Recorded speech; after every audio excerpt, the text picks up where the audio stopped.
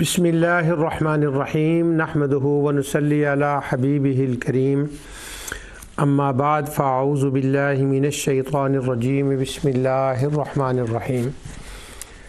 وَإِذْ آتَيْنَا مُوسَى الْكِتَابَ وَالْفُرْقَانَ لَعَلَّكُمْ تَهْتَدُونَ آمنت باللہ صدق اللہ العظیم۔ ناظرین، پروگرام ازالہ شبہات میں آپ کی خدمت میں حاضر ہوں اور اللہ سبحانہ و تعالیٰ کے فضل و کرم اور اس کی عنایت سے آقا دو جہاں صلی اللہ علیہ وسلم کے وسیلے سے اس وقت ہم جس ٹاپک پر گفتگو کر رہے ہیں وہ ہے سورہ البینہ کی آیت وما تفرق الذین اوتوا الکتاب۔ اس لفظ سے جتنے بعض لفظ اور نکلے ہیں ان پر پچھلے پروگراموں میں نے آپ کے سامنے چند آیات کی تلاوت کی۔ اسی لفظ سے ایک اور لفظ نکلا ہے، وہ ہے فرقان۔ یہ بھی فرق سے نکلا ہے جس کی تفصیل پیچھے گزر چکی ہے۔ یہ لفظ فرقان فرق سے نکلا ہے اور اہل لغت کہتے ہیں کہ یہ غفران کے وزن پر ہے، چونکہ فرقان جو لفظ ہے یہ قرآن کریم کے اندر جب آیا ہے تو یہ ایک خاص اصطلاح ہے، اور یہ فرقان کا لفظ ایسا ہے کہ جو کتب سابقہ میں بھی آیا ہے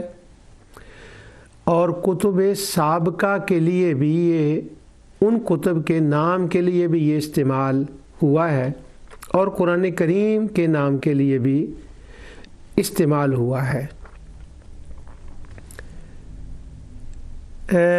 اگر کہیں تو کہنے کو تو بس یہ ایک نام ہے، لیکن انبیاء علیہ الصلوۃ والسلام پر جو کتب نازل ہوئیں ان کو فرقان کہا گیا، قرآن کو فرقان کہا گیا، اور خاص کر جب یہ قرآن کریم میں لفظ آیا ہے تو بعض مقامات پر تو خاص خطاب کیا گیا ہے اہل کتاب کو، اور بعض مقامات پر جب یہ اہل کتاب کو خطاب نہیں کیا گیا، یعنی مکی صورتوں میں بھی یہ لفظ آیا ہے فرقان، قرآن کریم کا یہ نام بیان ہوا ہے، تو وہاں پر بھی ڈائریکٹلی نہ صحیح تو انڈائریکٹلی اہل کتاب کو ہی اس نام سے خطاب کیا گیا ہے۔ اس سے یہ بات سمجھ میں آتی ہے کہ یہ لفظ فرقان اہل کتاب کے ہاں ان کی کتب میں کتب سابقہ میں یہ لفظ فرقان جو آیا تھا یہ نبی کریم صلی اللہ علیہ وسلم کی ذات مبارکہ کے علامت کے طور پر ان کے ہاں یہ نام مشہور تھا، یعنی نبی کریم صلی اللہ علیہ وسلم کی جو علامات ہیں ان میں سے ایک علامت کے طور پر یہ لفظ فرقان آپ کے آنے سے پہلے کتب سابقہ میں ان کو اس کے بارے میں ایک کثیر تعداد میں معلومات عطا فرما دی گئی تھی۔ اب ہم جب اور ان کی کتابوں کو بھی اسی نام سے بھی پکارا گیا کیونکہ اس کے اندر آقا دو جہاں صلی اللہ علیہ وسلم کی آمد کی خبر مبارکہ تھی۔ حضور نبی کریم صلی اللہ علیہ وسلم کی ذات مبارکہ وہ ذات مبارکہ ہے کہ جس کے گرد کائنات کا پہیہ گھومتا ہے، اور یہ لفظ فرقان آپ کے لیے اسی لیے استعمال کیا گیا اور کتب سابقہ میں بھی، اس لیے اس لفظ یہ جو فرقان ہے اس کا تعلق ہم نے جوڑا ہے وما تفرق الذین اوتوا الکتاب سورۃ بینہ کی آیت کے ساتھ۔ اب یہ قرآن کریم میں جب یہ لفظ آیا ہے تو جن آیات میں یہ لفظ آیا ہے وہ زیادہ کثیر تعداد میں نہیں ہے، چند ایک آیات ہیں۔ تو میں نے یہ اس وقت یہ سمجھی بات کہ پھر پتہ نہیں کب موقع ملتا ہے اس کا ان آیات کو تلاوت کرنے کا. کیوں نہ وما تفرق الذین اوتوا الکتاب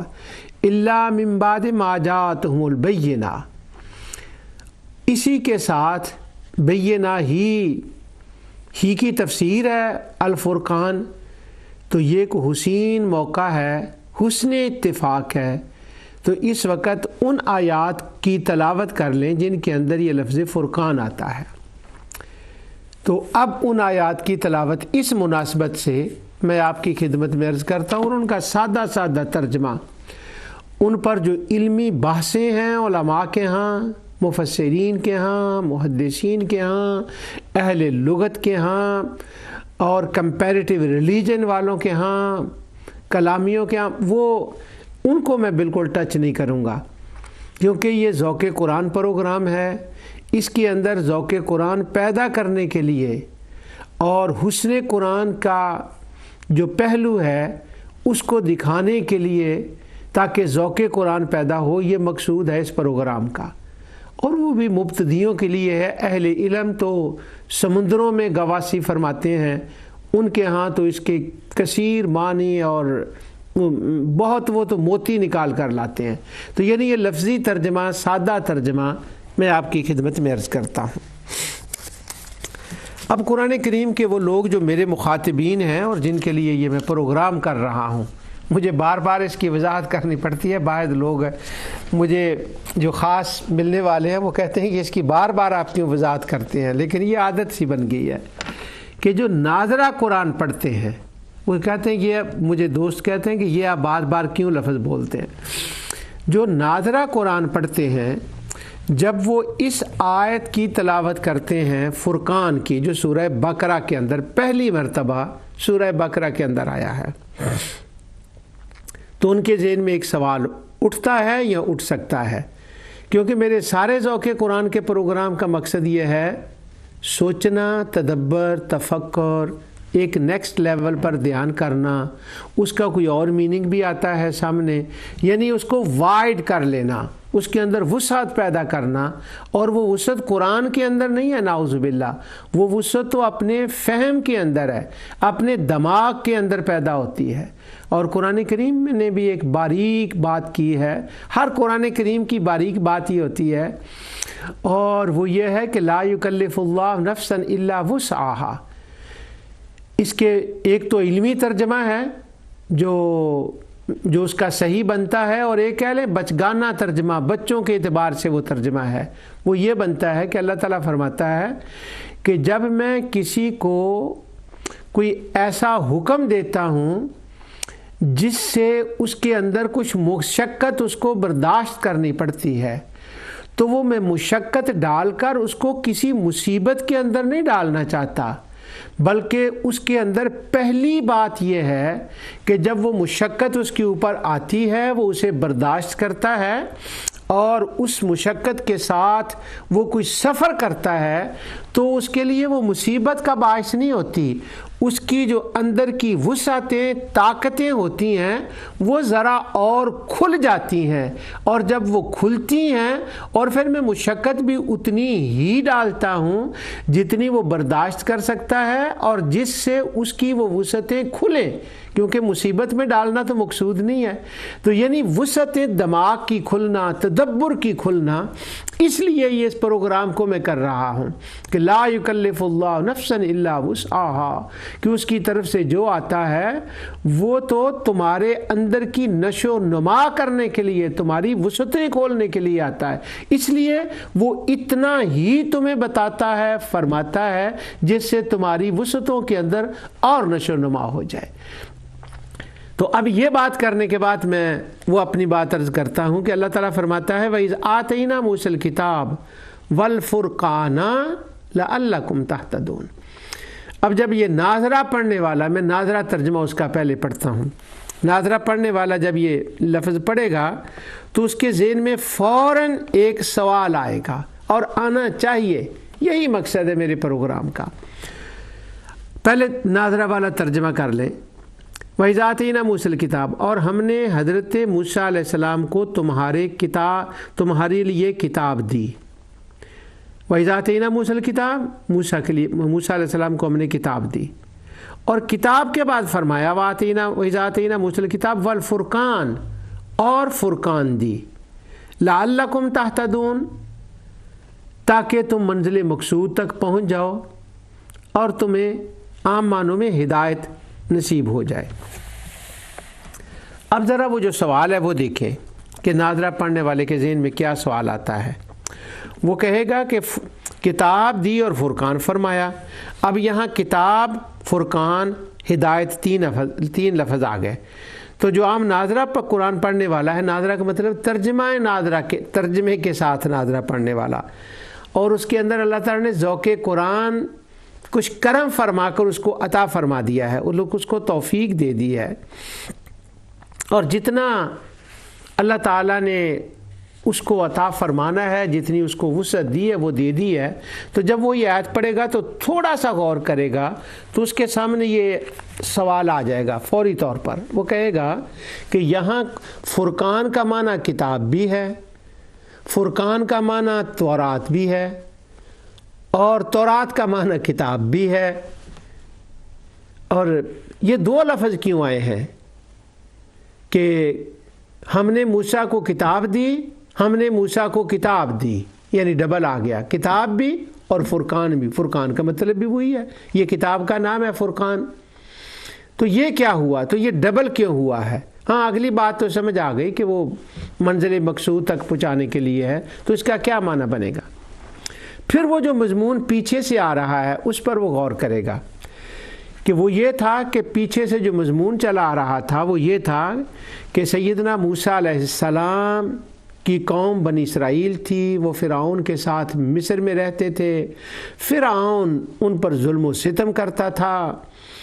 اور ما قبل آیات میں یہ گزر گیا ہے اس آیت سے پہلے کہ وہ ایک عرصہ دراز سے ان پہ ظلم کر رہا تھا۔ اب جب ان پہ ظلم ہو رہا تھا تو نیچرلی ایک چیز ہے کہ ان کے اندر ایک خواہش پیدا ہوئی کہ ہم اس ظلم کی اس سے نکلیں، کوئی راستہ نکلنے کا کیا ہے، اس سے نجات پائیں، اور وہ کیسے؟ تو اللہ سبحانہ و تعالی نے ان کی جو اندر کی خواہش تھی اور وہ جو دعا بن کر ان کی زبان پر آئی کہ اللہ ہمیں اس ظلم سے نجات عطا فرما دے، تو اس کو قبول کیا،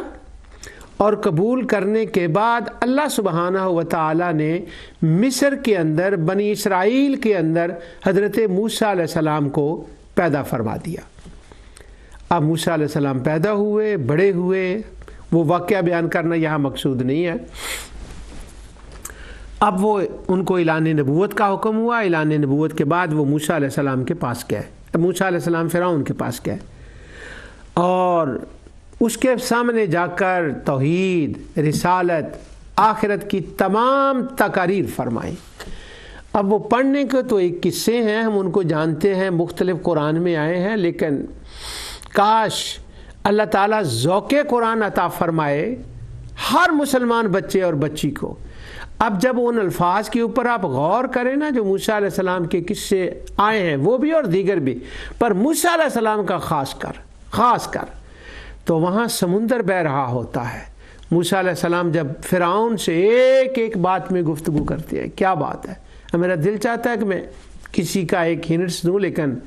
بات دور چلے جائے گی۔ موسیٰ علیہ السلام فرعون کے پاس گئے، توحید، رسالت، آخرت کی دعوت دی، اور اس کے ساتھ ایک وہ طبی مطالبہ جو تھا، فزیکل مطالبہ تھا، وہ کیا۔ اب وہ فزیکل اور طبی مطالبہ کیا تھا کہ تو نے بنی اسرائیل کو قید کر رکھا ہے، اپنا غلام بنایا ہوا ہے، ظلم کی انتہا کر دی ہے، ان کو چھوڑ دے، میں یہاں سے لے کر ان کو جانا چاہتا ہوں تاکہ ظلم سے ان کو نجات مل جائے۔ اصل میں یہ موسیٰ علیہ السلام جو فرما رہے ہیں فرعون سے، اگر پچھلی آیتوں کو ملا کر پڑھیں تو وہ بات بن جاتی ہے پوری بنی اسرائیل کی تاریخ کی کہ لب پہ آتی ہے دعا بن کے تمنا میری، اب وہ بنی اسرائیل جو پھنسے ہوئے تھے، ظلم کی چکی میں پس رہے تھے، اندر اندر کوڑ رہے تھے، اب وہ جو دعا بن کے لب پہ آئی اور ان کی دعا قبول ہوئی تو اللہ تعالیٰ نے موسیٰ علیہ السلام کو بھیجا۔ اب موسیٰ علیہ السلام جب ان کے پاس آتے ہیں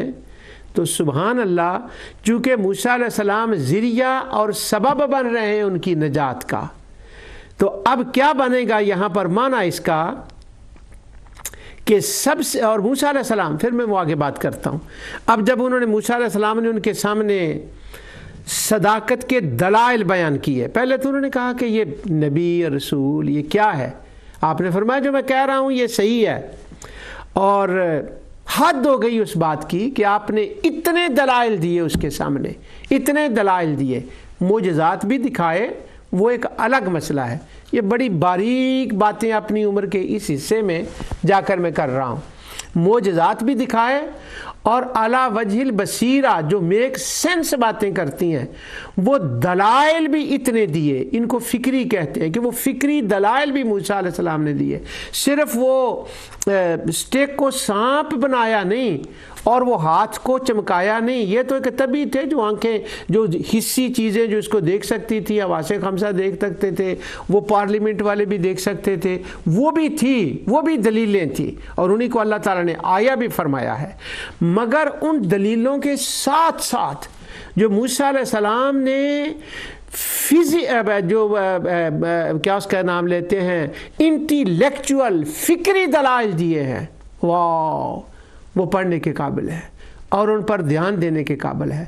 ہمارا دھیان تو موسیٰ علیہ السلام کے ڈنڈے پر زیادہ رہتا ہے، وہاں جو موسیٰ علیہ السلام دلائل دیتے ہیں، اور وہ اتنے بڑے دلائل ہیں سورہ شعراء کے اندر ابتدائی کی آیتوں کے اندر۔ وہ اب وہاں پر موسیٰ علیہ السلام نے وہ ابھی ہاتھ نہیں چمکایا اور وہ سانپ بن کر اس نے سانپوں کو نہیں کھایا، وہ باتیں ابھی نہیں ہوئیں، ابھی دلائل قاہرہ موسیٰ علیہ السلام اتنے عطا فرما رہے ہیں سورہ شورى کی ابتدا میں، وہ ایک کے بعد دوسری دلیل، ایک کے بعد دوسری دلیل۔ اب فرعون ان کو سن کر اتنا لاجواب ہوتا ہے، دلیلوں کی میں بات کر رہا ہوں جو میک سینس کر رہی ہیں، جو انٹیلیکچول باتیں ہیں، ان کا میں عرض کر رہا ہوں، وہ وہاں سورہ شعراء کے اندر ہے۔ تو وہ اب وہ اتنے دلائل ہیں کہ وہ صرف فرعون پر اثر نہیں کر رہے، پوری پارلیمنٹ کے اندر موسیٰ علیہ السلام خطاب فرما رہے ہیں، مصر کی پارلیمنٹ ہے اور موسیٰ علیہ السلام دلیل کے بعد آخری دلیل دے رہے ہیں۔ اب وہ جو سننے والے MPs, M N A, ministers وہاں بیٹھے ہوئے ہیں، یہ M N A M P S کی اصطلاح میں پاکستانی ہونے کی وجہ سے استعمال کر رہا ہوں، اس زمانے میں کیا وہاں تھا وہ حالات دوسرے تھے، تو میں اپنی اصطلاح استعمال کر رہا ہوں۔ ایم پیز ہیں، منسٹرز ہیں، انگلینڈ کو ہم نہ بھولیں، لورڈز بھی ہیں، پریزیڈنٹ بھی ہے، منسٹر بھی ہے، اور موسیٰ علیہ السلام تقریر فرما رہے ہیں اور دلائل دے رہے ہیں۔ واہ! اب وہ جب دلائل دے رہے ہیں تو دلائل کا اثر پوری پارلیمنٹ کے اوپر اتنا ہوتا ہے، فرعون کے اوپر اتنا ہوتا ہے۔ فرعون یہ سوچ رہا تھا کہ یہ موسیٰ کی دلیلوں کو یہ توڑیں گے، یا ان کا جواب دیں گے، جو میری پارلیمنٹ ہے، جن کو میں نے اتنا کھلایا پالا ہے، یہ مالا ہے، بیٹھے ہوئے ہیں۔ اب یہ قرآن کی بڑی وہ باریک باتیں ہیں، سبحان اللہ۔ جب وہ فرعون نے دیکھا نا ان میں سے کوئی بول ہی نہیں رہا، یعنی دلائل اتنے وزنی ہے کہ کوئی جواب دینے کی سکت نہیں کسی کے اندر، بات ہی نہیں کو کر سکتا، فرعون بھی خود اس کا جواب نہیں دے سکتا۔ اب میں فرقان کا معنی بتانا چاہتا ہوں، عرض کرنا چاہتا ہوں، میں کیا جو قرآن نے خود بتایا ہے۔ فرقان کیا ہے؟ وَإِذَا آتَيْنَا مُوسَى الْكِتَابَ وَالْفُرْقَانَ، کیا ہے فرقان یہاں پر؟ موسیٰ علیہ السلام نے دلائل دیے، کوئی نہ بولا، فرعون بھی ان کے جواب نہ دے سکا، تو فرعون آخر میں اپنے پارلیمنٹ کے ممبرز کو مخاطب کر کے پتہ کیا کہتا ہے؟ سورہ شعراء کے اندر ہے، وہ کہتا ہے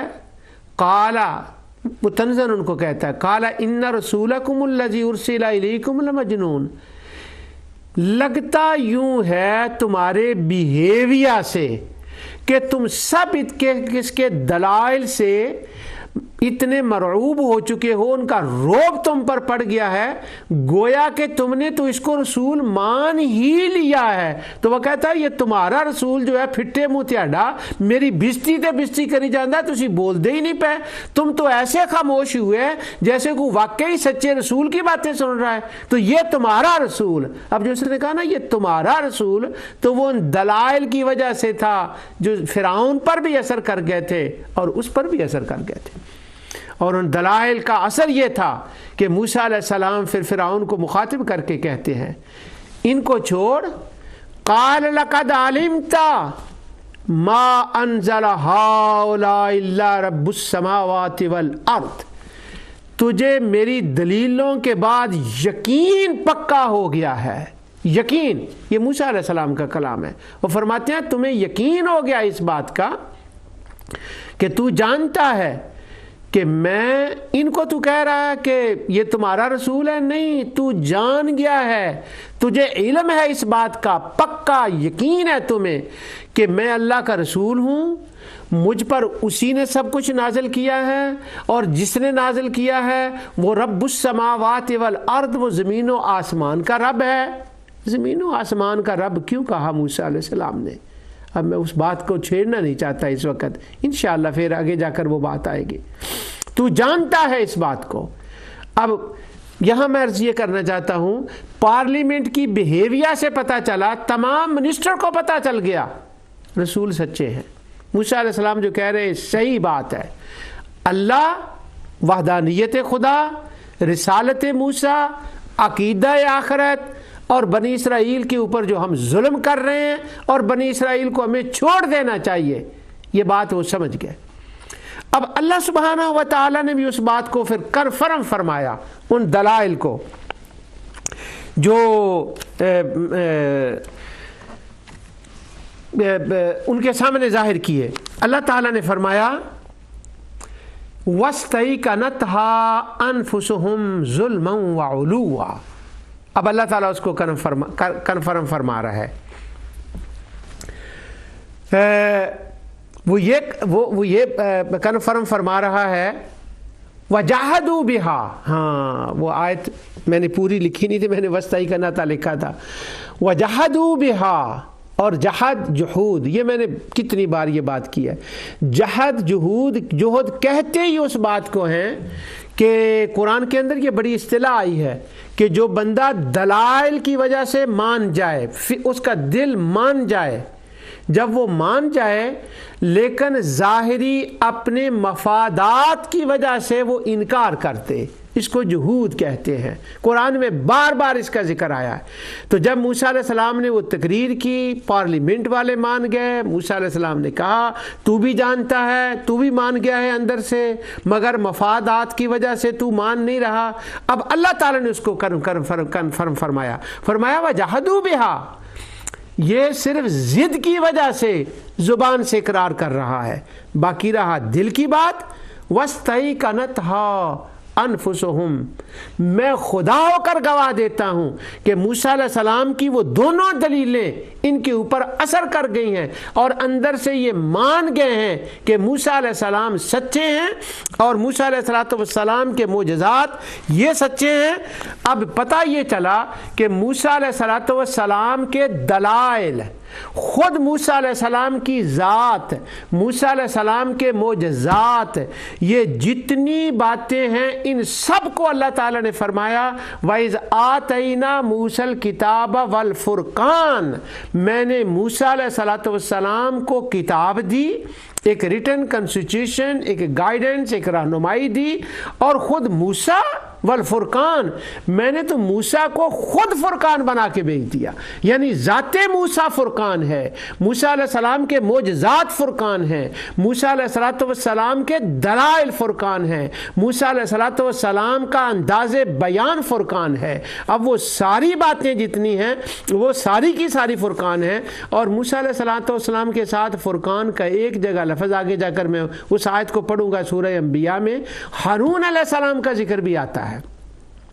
کہ ہارون علیہ السلام کا بھی ساتھ ذکر آتا ہے فرقان کے ضمن میں۔ اس کا مطلب یہ ہوا کہ فرعون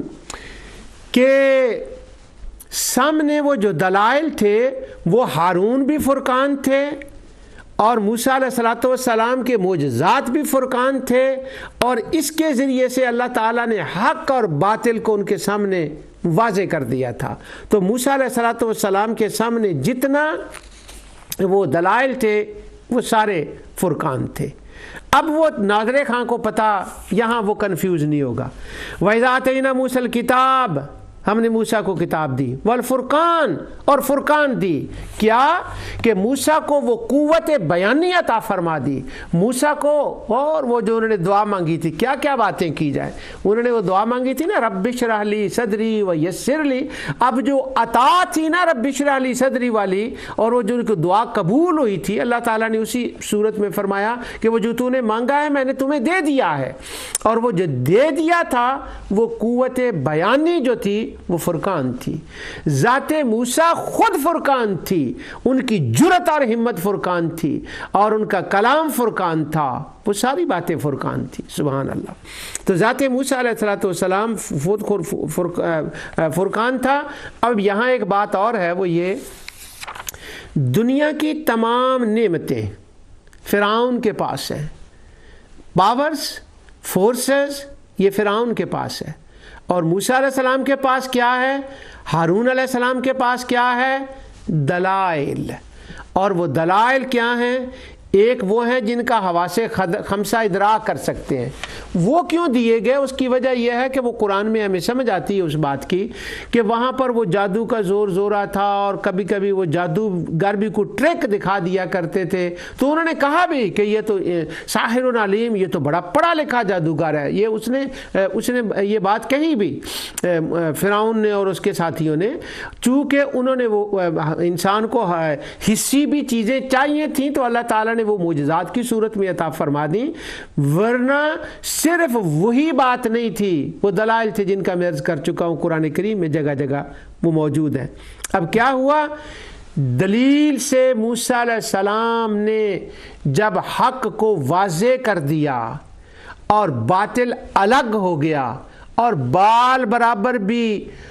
باطل کو حق کے فرق سمجھنے میں یا کنفیوز ہونے میں بال برابر بھی شبہ نہ رہا، تو اللہ تعالیٰ نے فرمایا موسیٰ تو وہ تھے، میں نے انہیں کتاب بھی تھی اور فرقان بھی، لعلکم تہتدون، اور معنی یہ تھا کہ کتاب کو پڑھیں، موسیٰ کے ساتھ لگیں، وہ انگلی پکڑ کر لعلکم تہتدون، یقینی ان قریب وہ ان کو منزل مقصود تک پہنچا دے گا۔ تو یہاں فرقان کا مطلب ہے خود ذات موسیٰ علیہ السلام۔ یہ بات میں نے تمہید سمجھ لے باندھی ہے، کیونکہ یہ بات آگے جا کر سورہ آل عمران کی آیت میں آنے والی ہے، جس کا ترجمہ میں نے آگے آپ کو بتانا ہے۔ یوں کہیں کہ یہ وہاں تک پہنچنے کے لیے سیڑھیاں چڑھ رہے ہیں۔ میں کیا سیڑھیاں چڑھوں، میں کون ہوتا ہوں؟ اب قرآن کا اسلوب بھی تو دیکھیں نا، کہ سورہ بقرہ کے اندر یہ فرقان 2 بار آیا ہے، پہلے 2 سیڑھیاں بنائی ہیں، ایک اسی آیت میں ہے اور ایک آگے جہاں رمضان شریف کی آیتیں آتی ہیں وہ آیت میں تلاوت کروں گا انشاءاللہ۔ وہاں پر بھی یہ دوبارہ یہ بات آئی ہے فرقان والی، اور پھر سورۃ آل عمران کے اندر تیسرے مقام پر آئی ہے۔ یعنی یہ میں نہیں کہہ رہا کہ سیڑھیاں چڑھ رہا ہوں، بلکہ اے ناظرہ قرآن پڑھنے والوں بچے اور بچیوں، یہ وہ سیڑھی ہے جو رب العالمین نے خود عطا فرمائی ہے۔ پہلے یہاں فرقان فرمایا، پھر وہ آگے جا کر رمضان کی آیتوں میں پھر فرقان فرمایا، اور پھر آل عمران کے شروع میں پھر فرقان فرمایا۔ اور یہ بقرہ بھی مدنی ہے، اور بقرہ تو ڈیڈیکیٹ ہے یہود کے لیے، یہ میں نے کئی بار نہیں، میں 1000 بار بھی کہوں تو کم ہے، ڈیڈیکیٹ ہے بقرہ یہود کے لیے، اور آل عمران ڈیڈیکیٹ ہے اہل کتاب کے لیے۔ جب میں وہ آیت پڑھوں گا نا فرقان والی وہاں، تو پھر میں اس پر تھوڑی سی عرض کروں گا۔ تو یہاں پر جو فرقان 2 بار آ گیا ہے بقرہ کے اندر، یہ کوئی اتفاق ہو گیا ہے، یہ بائی چانس ہے، لکھتے لکھتے وہ عبارت کے اندر وہ آ گیا ہے، یا جس کو ہم مترادفات کہتے ہیں کہ دوسرا لفظ لانے کے لیے کیا گیا ہے؟ نہیں، اہل کتاب نے اپنی کتابوں کے اندر فرقان کے بارے میں بہت کچھ پڑھ رکھا تھا، یہ ان کی اصطلاح تھی، وہ جانتے تھے کہ وہ فرقان آنے والا ہے۔ تو گویا میں ذرا اپنا ذوق اپنے وجدان کے اعتبار سے کہوں تو یہ فرقان ان کے لیے آنے والے رسول اللہ صلی اللہ علیہ وسلم کے میلاد کی تیاریاں تھیں، اس لیے 2 بار فرقان کا لفظ اس کے اندر آیا ہے بقرہ کے اندر۔ فرعون فکری دنیا کے اندر،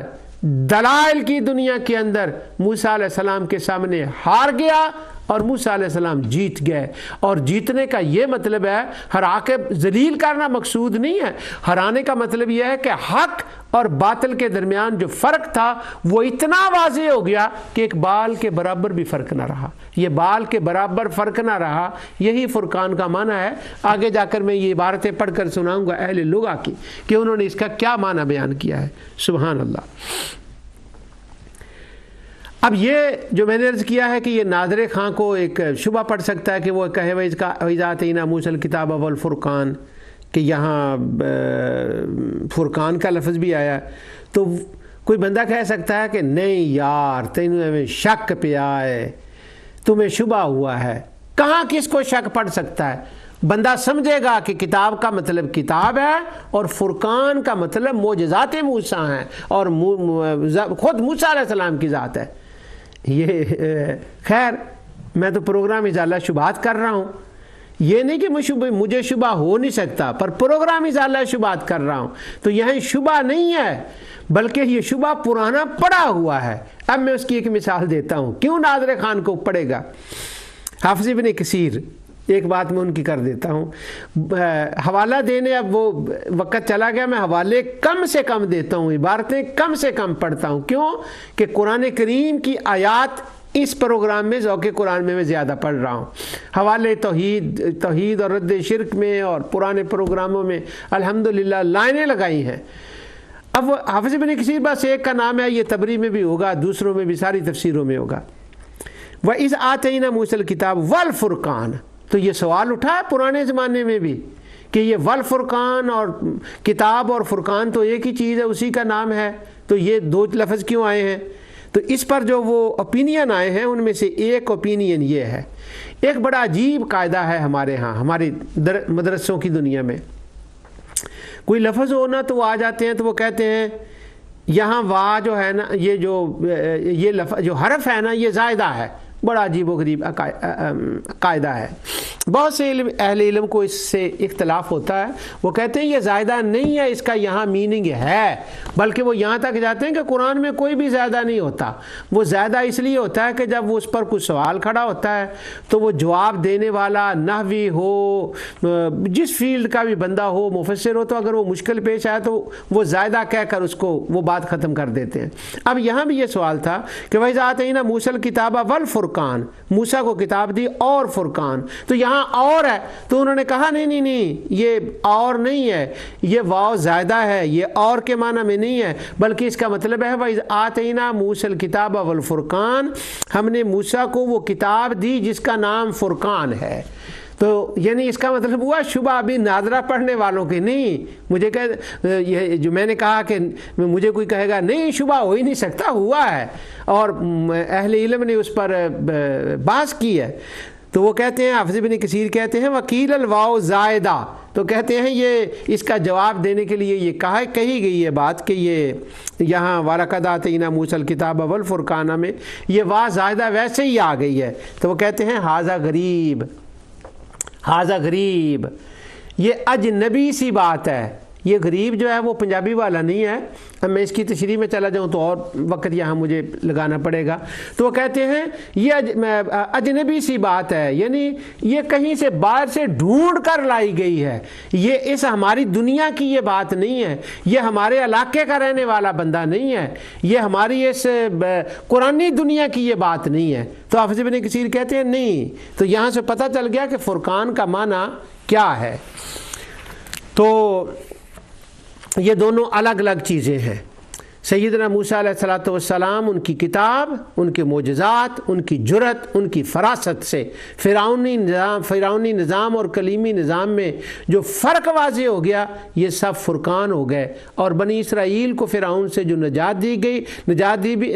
گئی وہ بھی فرقان ہے۔ یعنی جتنی چیزیں اب ساتھ ملتی چلی جائیں گی ان پر فرقان کا اطلاق ہوتا جائے گا۔ تو فرقان کا مطلب ہوا دو چیزوں کو الگ الگ کرنا، باطل اور حق کو الگ الگ کرنا۔ موسیٰ علیہ السلام، ہارون علیہ السلام حق پر تھے، فرعون باطل پر تھا، دونوں کا فرق واضح ہو گیا، یعنی کلیئر ہو گیا، کلیئر سائن دیے، کلیئر معجزات دیے اور کلیئر ذات بھیجی۔ اب مسئلہ یہ ہے کہ ہمارے جو دوست ہیں تیمیون، جب ذات کی بات آتی ہے نا تو وہ چلے جاتے ہیں، وہ کہتے ہیں اللہ تعالیٰ نے نبی کریم صلی اللہ علیہ وسلم کی، اب میں نے پچھلے دنوں میں ایک دعا عجیب سنی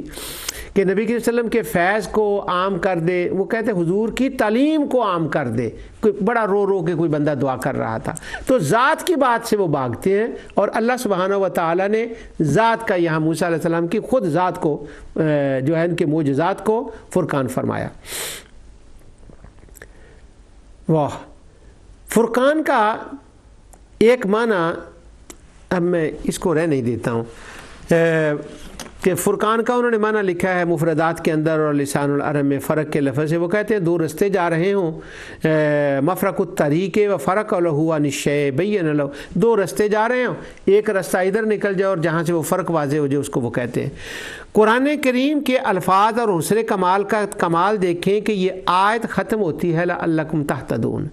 یعنی صراط مستقیم پر جہاں سے یہ غلط رستے پھٹتے ہیں،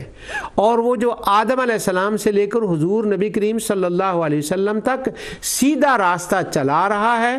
جہاں سے شیطان نے اپنی لائنیں الگ الگ بنائی ہوئی ہیں، وہ رستہ کاٹتا ہے، تمہیں دوسری طرف لے کر جانا چاہتا ہے، وہاں پر ہم نے سائن بورڈ لگا دیے ہیں تاکہ تم کہیں بھول نہ جاؤ، تم کہیں بھٹک نہ جاؤ، یہ سیدھے راستے پر ہی چلو۔ وہ جو سائن بورڈ ہم نے وہاں لگائے ہوئے ہیں نا، انہیں کو میں نے فرقان کہا ہے۔ سبحان اللہ۔ تو فرقان کا مطلب ہوا، اب میں اپنے شہر سے چلا ہوں، رستے میں کئی شہر ادھر سے آئے، برمنگم کا راستہ، وہ سیدھے سائن، سیدھا تیر دے رہے تھے، سیدھا برمنگم، سیدھا نور ٹی وی پر جانا ہے تو سیدھا برمنگم۔ اب وہ جو سائن تھا نا، وہ جو ادھر ادھر راستے جا رہے تھے نا، ان سے ڈیفرینشیٹ، فرق واضح کر رہا تھا، ادھر نہیں جانا، ادھر جانا ہے۔ تو وَإِذَا آتَيْنَا مُوسَى الْكِتَابَ وَالْفُرْقَانَ لَعَلَّكُمْ تَهْتَدُونَ کا مرادی معنی یہ بنے گا، ہم نے موسیٰ علیہ السلام کو بھیجا، کتاب بھی دی، خود موسیٰ علیہ السلام اور ان کا کلام وہ تمہیں کہیں غلط ٹرننگ نہیں لینے دے گا، لَعَلَّكُمْ تَهْتَدُونَ تمہیں سیدھا اس رستے پہ لے جائے گا جو موسیٰ علیہ السلام سے لے کر آدم علیہ السلام تک توحید، رسالت، آخرت کا رستہ ہے، اور اس کا اینڈ جنت ہوگا، اور وہاں جا کر تمہارا ملنا جلنا، دعواہم فیہا سبحانک اللہم وتحیتہم فیہا سلام وآخر دعواہم ان الحمد للہ رب العالمین۔ میں اس کا کوئی ترجمہ نہیں کرتا کیونکہ ہم ختم شریف میں اس آیت کو سنتے رہتے ہیں، یعنی یہ جنتیوں کی بولی ہے، تو وہاں لعلکم تہتدون سیدھا لے جائیں گے۔ اب نبی کے اس وقت تو موسیٰ علیہ السلام کے لیے، اب چونکہ یہ بقرہ میں آیت آئی ہے اور حضور صلی اللہ علیہ وسلم کے لیے آیت آئی ہے، تو وہ کنٹینیوٹی بتائی جا رہی ہے کہ یہ رسول بھی ہم نے تمہیں بھیجا ہے، اس کا دامن پکڑ لو، یہ تمہیں کہیں رانگ ٹرننگ لینے نہیں دے گا، تم جا ہی نہیں سکتے، لعلکم تہتدون تم سیدھا وہ جو جنت کو سڑک جاتی ہے، جو کامیابی کی سڑک، اس پر تمہیں وہ لے جائے گا۔ اس سے فرقان کے جتنے الفاظ ہیں جن کے لیے وہ سیڑھی بنائی جا رہی ہے وہ آگے جا کر سمجھ آئیں گے انشاءاللہ۔ اس مضمون کی جو دیگر آیات ہیں جب ان کو دیکھا جائے تو وہاں اس کے معنی مزید جو ہیں وہ واضح ہو جاتے ہیں۔ اب وہ فرقان کا معنی میں نے یہ کہا تھا کہ اہل کتاب کے ہاں یہ لفظ تھا خاص۔ اب اہل کتاب کے ہاں یہ لفظ تھا خاص ہے، تو ان کے ہاں اس کا کیا معنی بیان کیا گیا ہے؟ تو اہل لغت اس کا اشارہ کرتے ہیں، امام راغب نے مفردات میں بھی کیا ہے، لسان میں بھی ہے، مفسرین نے بھی اس کا وہ اشارہ کیا ہے۔ وہ بات یہ ہے کہ وہ ناظرہ خانوں کے لیے ذرا بات کو کھولنا چاہیے۔ اہل علم تو سمندر میں غواصی کرتے ہیں، ان کے پاس تو الحمدللہ اس قدر علم ہوتا ہے کہ ہر عالم دنیا میں شاید 10% ہی اپنی زندگی میں بتا سکتا ہو، لکھ کر، بول کر، تحریر کر کر، پڑھا کر اتنی معلومات کا ذخیرہ ہوتا ہے کہ وہ بتا ہی نہیں سکتے، لیکن اندر دنیا ذہن کے اندر وہ سارا کچھ چل رہا ہوتا ہے۔ تو فرقان کا معنی یہ سب نے کیا ہے۔ وہ کہتے ہیں کہ اس کا ایک معنی ہے، فرقان کا معنی ہے انزلناہ مفرقاً والتفریق اصلہ للتکسیر۔ وہ کہتے ہیں اس کا ایک معنی ہے جس کو پھر مزید انہوں نے وضاحت کی ہے کہ وہ کہتے ہیں ای انزلناہ نجماً بعد نجم۔ بڑا امپورٹنٹ حوالہ ہے یہ، قرطبی سے میں پڑھ رہا ہوں، ویسے اور لوگوں کا بھی ہے، ساریوں کا میں نے کتابوں کے نام نہیں لینے، فلاں فلاں فلاں، اتنا وہ ڈال دے گوگل کے اندر شاملہ میں تو سارے آ جائیں گے۔ اب یہ اہل کتاب کو یہ بات کیسے فرمائی گئی کہ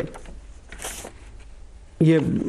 نجمن اور فرقان کا معنی تھوڑا تھوڑا، یعنی اس کا معنی تھوڑا تھوڑا بھی ہوتا ہے، کیونکہ تھوڑا تھوڑا بھی اس لیے ہے کہ وہ فرق ہو جاتا ہے، کچھ آج ہے کچھ کل ہے، تو دونوں میں انسان فرق کر سکتا ہے، وہ لغت کے اعتبار سے وہ سیم معنی رہے گا۔ تو نجمن معنی کیوں کیا گیا؟ وہ یہ ہے کہ وہ قرآنً فرقناہ لتقرہ علی الناس علی مکث ونزلناہ تنزیلا۔ سورہ بنی اسرائیل کے اندر جب عارفین کا ذکر کیا گیا، سبحان اللہ، سورہ اسراء کے اندر جب عارفین اہل کتاب کا ذکر کیا گیا، سورت کی آخری رکوع جو ہے بڑا، اب میں ہر بات کے بارے میں کہہ دیتا ہوں، ہر بات ہی وجہ دفری ہوتی ہے، ہر مقامی وجہ دفری ہوتا ہے، لیکن سورہ بنی اسرائیل کا جو وہ آخری رکوع ہے نا، جس کو کہتے ہیں نا نچوڑ نکل گیا ہے ساری سورت کا، بڑا وجہ دفری رکوع ہے، وہاں عارفین اہل کتاب کا ذکر ہے، اور وہاں جب عارفین کی کتاب کا ذکر، عارفین کا ذکر ہے، وہاں پر یہ لفظ آیا ہے وَقُرْآنًا فَرَقْنَاهُ لِتَقْرَأَهُ عَلَى النَّاسِ عَلَى مُكْثٍ۔ ان کے سامنے یہ بیان کیا گیا، وہ جانتے ہیں اس بات کو۔ کیا؟ پھر قرطبی نے وہ وضاحت تو نہیں کی جو میں آپ کے سامنے عرض کر رہا ہوں، لیکن یہ اللہ کا شکر ہے کہ وہ حوالہ وہاں سے مل گیا۔ انہوں نے اے انزلناہ نجمن بعد نجمن کہا ہے۔ واہ، اہل کتاب کو یہ پہلے ہی بتا دیا گیا تھا۔ سنو، کہیں اس بات میں کنفیوز نہ ہو جانا کہ موسیٰ علیہ السلام کو تورات کا کچھ حصہ اکٹھا دیا گیا تھا اور باقی ہدایات بعد میں آہستہ آہستہ ملتی رہیں۔ یہ بھی میں ایک باریک جملہ کہہ رہا ہوں، ایک باریک جملہ یہ میں کہہ رہا ہوں، اس کے اندر موسیٰ علیہ السلام کو تورات، وہ جو 10 کمانڈمنٹ تھی، احکام تھی، وہ تو اکٹھے ملے۔ اب یہودیوں کے ذہن میں یہ بات خواہ ایک غلط طور پر بیٹھ گئی کہ جب اللہ کتاب دیتا ہے نا تو وہ دیتا ہی اکٹھی ہے، یعنی وہ الگ الگ نہیں ہوتا۔ اس کا بڑی تفصیل سے جواب دیا گیا، میں اب وہ ٹائم ہو گیا، میں آگے جا کر اس کا جواب عرض کروں گا، اس کی تفصیل۔ تو اللہ سبحانہ و تعالیٰ ان کو یہ بتا دیا گیا کہ اللہ تعالیٰ جب آخری نبی رسول اللہ صلی اللہ علیہ وسلم کو مبعوث فرمائے گا، ان کی علامتوں میں سے ایک علامت یہ ہوگی کہ جب ان پر قرآن نازل ہوگا، قرآن آئے گا، وحی نازل آئے گی، تو وہ ایک بڑی تعداد میں یک دم نازل نہیں ہو جائے گی، نہیں، وَقُرْآنًا فَرَقْنَاهُ لِتَقْرَأَهُ عَلَى النَّاسِ عَلَى مُكْثٍ۔ اس کا معنی ہے تھوڑا تھوڑا کر کے نازل ہوگا، اور جب وہ تھوڑا تھوڑا کر کے نازل ہوگا تو تمہیں جہاں دوسری علامات آنے والے نبی کے بارے میں بتائی گئی ہیں، تو یہ بھی یاد رکھنا کہ جب کچھ قرآن مکی ہوگا، کچھ قرآن مدنی ہوگا، کچھ قرآن مکے کے ارد گرد ہوگا، کچھ مدینے کے ارد گرد ہوگا، کچھ دن کو آئے گا، کچھ رات کو آئے گا، اور وہ تھوڑا کچھ سفر میں آئے گا، کچھ حضر میں آئے گا، سبحان اللہ، ہمارے مقررین جب ان باتوں کو کرتے ہیں، بات فرماتے ہیں تو رات کے اندھیرے میں روشنی کر دیتے ہیں۔ رسول اللہ صلی اللہ علیہ وسلم کی شان کو جب وہ بیان کرتے ہیں، اللہ ان کو جزائے خیر عطا فرمائے۔ تو قرآن سفر حضر میں ہر جگہ، لیکن آئے گا تھوڑا تھوڑا کر کے۔ اور انزلنا اور تنزیل کا وہ مطلب اس وقت میں اس بات میں نہیں جا سکتا، مطلب بھی وہی ہوتا ہے، تھوڑا تھوڑا کر کے آئے گا۔ جب وہ تھوڑا تھوڑا کر کے آئے گا تو اے اہل کتاب، اگر تمہیں اس وقت یہ بات کھٹکے کہ ان پر اکٹھی کتاب کیوں نہیں آئی، تو تم سوال کرنے نہ شروع کر دینا کہ کٹھی کتاب کیوں نہیں آئی، یا نبی تو وہ ہوتا ہے جس پر اکٹھی آتی ہے۔ اس کے جواب قرآن میں مختلف جگہ پر آئے ہیں، لیکن اللہ تعالیٰ نے جو ارینج بیفور فرمایا ہے میں اس کا عرض کر رہا ہوں، پہلے اس زمانے میں ارینج کر دیا۔ سوال نہ اٹھانا، اس نبی کو میں کتاب ہی آہستہ آہستہ دوں گا،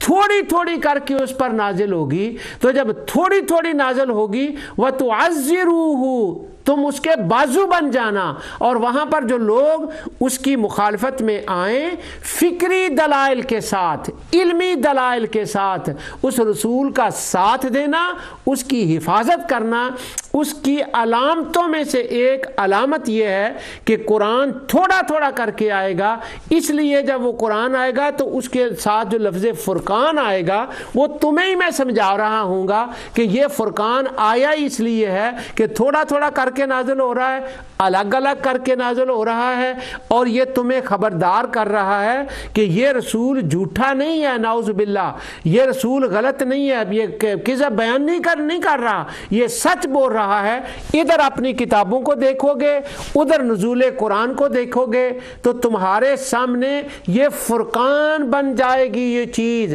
وَإِذَا آتَيْنَا مُوسَى الْكِتَابَ وَالْفُرْقَانَ، جو میں نے موسیٰ کو کتاب دی، جو میں نے موسیٰ کو فرقان بنایا، جو موسیٰ علیہ السلام کی ہدایات ہیں، جب تم ان کو دیکھو گے تو حق کو باطل سمجھنے میں تمہیں ایک بال کے برابر بھی فرق نظر نہیں آئے گا، تمہیں پتہ چل جائے گا کہ یہ اللہ کے سچے رسول ہیں۔ سبحان اللہ۔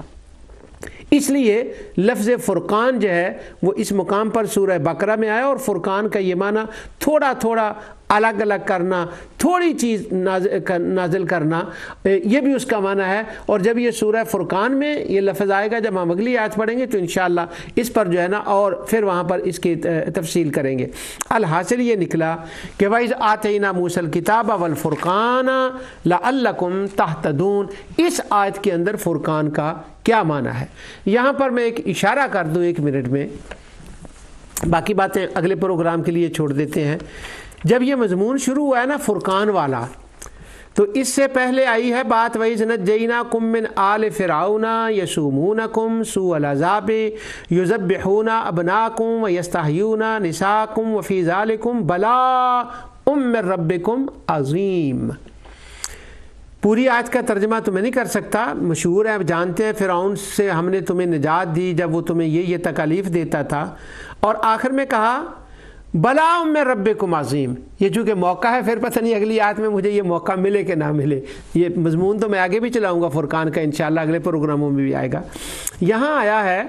بلاء من ربکم عظیم، یہ میرے بچے اور بچیاں ناظرہ پڑھنے والے، ان کے لیے میں اشارہ کر رہا ہوں۔ اہل علم کا تو میں نے بتا دیا، وہ تو سمندر ہوتے ہیں، وہ تو 10% سے زیادہ اپنی 70 سالہ 100 سالہ زندگی میں بتا نہیں سکتے، وہ تو اپنے علم قبروں میں لے کر چلے جاتے ہیں۔ اللہ اکبر، اس قدر علوم ان کے پاس ہوتے ہیں۔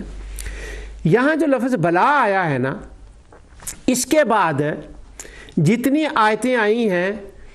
وہ مصیبتوں کی آیتیں نہیں ہیں۔ ہم بلا کا مطلب کرتے ہیں مصیبتیں، اور اس آیت کے اندر بھی مصائب بیان کیے گئے ہیں، تو مصائب، لیکن بعد والی آیتیں تو وہ آ رہی ہیں ساری نعمتوں کی، من سلوہ کتاب، تم نے بچڑے کو پوجا، ہم نے تمہیں معاف کر دیا، یہ عطا کیا،